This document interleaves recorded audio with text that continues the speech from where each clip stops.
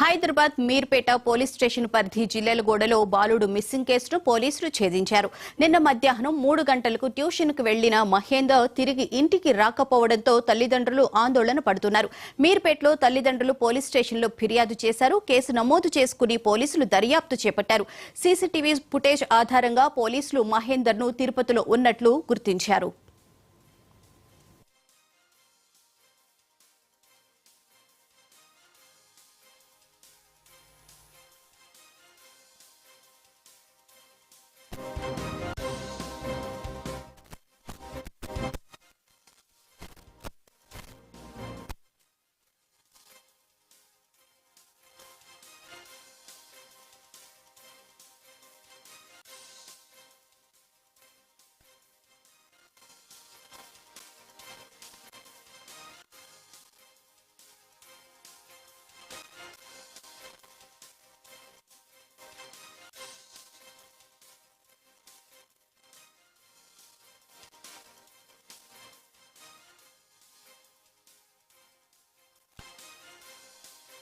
మహీధర్ రెడ్డి చెప్పండి, అసలు ఏం జరిగింది?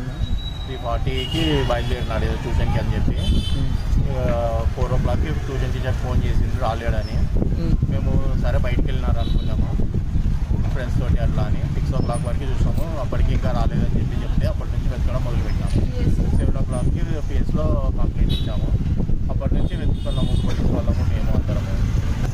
బాబు దొరకలేదు, ఇప్పటిదాకా చూస్తున్నాం నిన్న నుంచి. ఈ టైంకి మామూలుగా స్కూల్కి రావాల్సిందే.